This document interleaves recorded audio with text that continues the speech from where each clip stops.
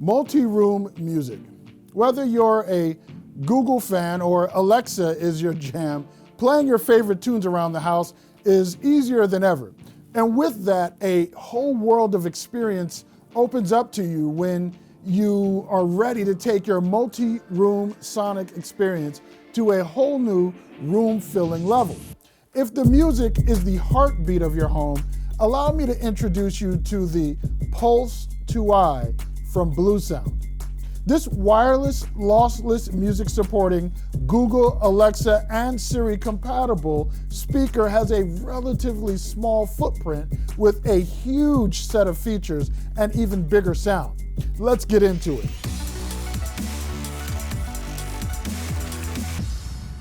Hey, if this video helps you, if any of the videos on the channel have already helped you, please consider hitting us with that thumbs up, clicking that subscribe button, and hitting the notification bell so you'll be notified when we upload the latest content and when we announce our contests weekly, giving away some pretty awesome swag, accessories, all kinds of stuff. So Steve and Craig have covered home automation and sound bars for you in the past, and I've talked about lossless music in a couple different pieces in recent months. So today, we're gonna tie all of that together in one product. If you're already familiar with companies like Sonos or Bowers Wilkins, then you definitely should add Bluesound to that list because they have a similar catalog of home theater speakers and sound bars and single speakers that can be paired stereo together, like the Pulse 2i. What makes them different from some of their competition is the ability to stream high-resolution, lossless audio files like Tidal masters. Matter of fact, you can stream from several high-quality, high-resolution sources thanks to a well-executed mobile app and the ability to simply tell your Amazon, Google, or Apple Assistant to push the tunes for you, with the caveat, more on that in a bit. So, with this exploded view, we start our exploration of the Pulse 2i's hardware. You get a true stereo sound field from its dual 5¼ inch woofers and dual 1-inch tweeters, all powered by 150 watts of bi-amplified total system power with a total harmonic distortion of 0.30%. What does that mumbo jumbo mean? Well, in layman's terms, you can crank it up without that hiss you sometimes hear when you turn your music up real loud on lesser speakers. It really gets into mathematical equations that deal with input signal and output signal, or input signal versus output signal, but we're not going there today. The speaker really is powerful in the features that it offers to help you stay connected to your music, and you're going to get things like dual band Wi-Fi, aka 802.11ac, baked right into the speakers, but it doesn't stop there.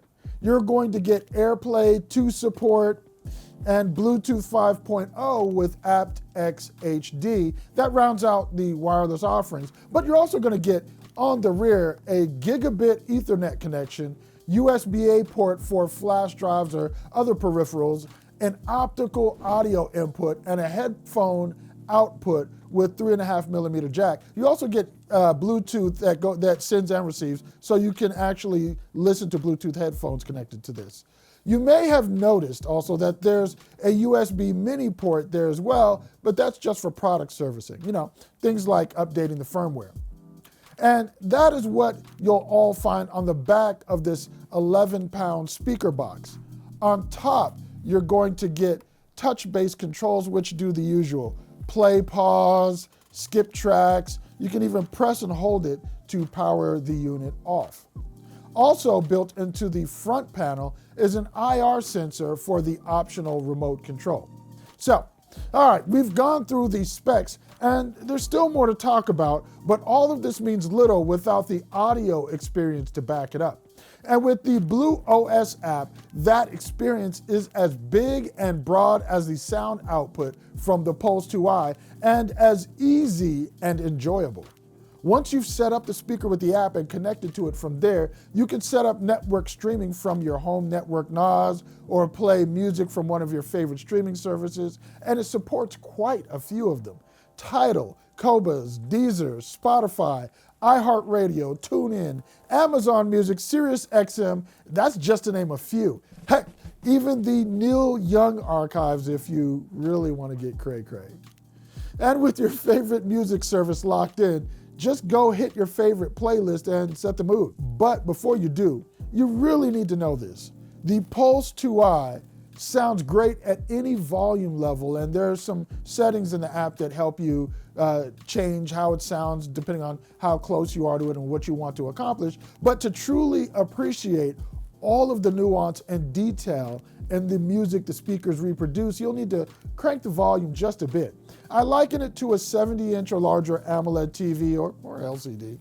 You don't sit right up on it because you're going to miss all that picture, all of that image. You need to sit back a few feet from the screen so you can take it all in, so that all of it is visible to you. And with the Pulse 2i, when you sit around 6 to 10 feet away and let those dual woofers and tweeters do their thing, the sound just washes over you. You are immersed in the stereo image. Then you pair that with Tidal's master tracks via Tidal Connect, and the experience becomes transcendent. The layers, the instruments on the left and the instruments on the right, down front and in the back. The first day I had the Pulse 2i, my young adult sons emerged from their dark, dank dens, as they so rarely do, eyes wide open asking, "Baba, what is this Vodun that tickles our auditory senses?" Anyone with teens knows how unaffected and unbothered they can be with anything. So when my sons get excited about a technology that isn't video game related, that's something. My wife even came out of her home office and asked me what I was listening to. And I listened to everything from classical to hip hop to some notable 70s composers, and everything just filled the room and sounded so full. Paul Simon, known for his attention to mastering audio and diamonds on the soles of her shoes, is a perfect example of that. The harmonies at the beginning of the song, provided by Ladysmith Black Mambazo, were big and airy. The sopranos were crisp with no sibilance, while the tenors and voices at the low end of the register had solid separation, and then the instrumentation kicks in and you're immediately immersed in the song. Then I listened to some Curtis Mayfield and Isaac Hayes. Walk On By and the Shaft theme song, and those big orchestras were everything coming through these speakers. None of the instrumentation sounds overdriven or stilted, and at no time did the horns of the Shaft theme song or even some of the flutes or strings sound shrill. If you're into music with heavy instrumentation, you're going to be absolutely in love. If you're a hip-hop fan, though, you need to know that this is not the booming system that LL had in his Jeep. Though many hip-hop tracks I played sounded wonderful, bass heads will need to add a sub to get that boom bap they crave. That is not to say at all that the bass response is flat by any means. For a speaker of this size, it's actually pretty solid. I was impressed, but it just isn't 808 ready. But ultimately, if you're looking for thump, you're generally going to be looking to add a subwoofer to the mix, which you can do through the app, and Bluesound actually sells one. You can also add a second Pulse 2i and run them in stereo mode, run it in left or right speaker mode or mono mode, so that you get even better sound separation, creating a more robust stereo pair than you get with each speaker on its own. Or place the new speaker in another room and have your music playing throughout your home. But you don't need the app to play that music, kind of. You don't need to touch the speaker either, maybe.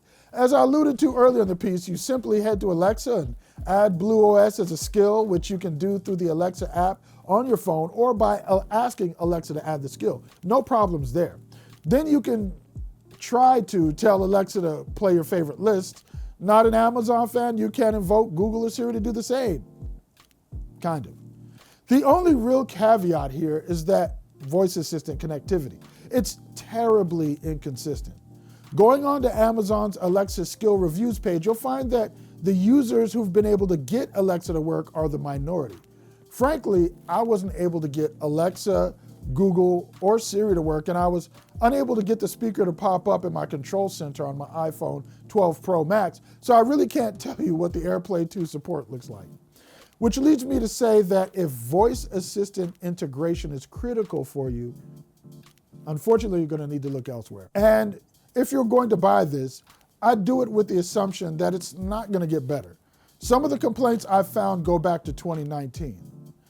But if that isn't important to you, I really can't say enough about the clarity and quality of this speaker. No, really, that's the hard part about these audio equipment reviews. No matter what I play for you out there, it doesn't capture what it's like to listen to it right here, especially this level of quality. So if you're looking to up your multi-room wireless, potentially maybe voice activated speaker game, I highly recommend Bluesound and their Pulse 2i. Cool thing is they have a 30-day money-back guarantee, so that if you get one and disagree with me, you can also send it back and then come right back here and give me all the smoke in the comments.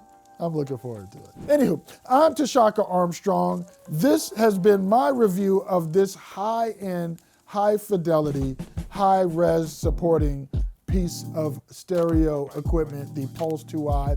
If you have any questions about this that I didn't answer in this review, go ahead and leave those in the comments. I look forward to chatting with you and getting to those. I don't take it lightly that you spent your time here watching with us, and I will catch you at reviews.org or here on YouTube on the next video.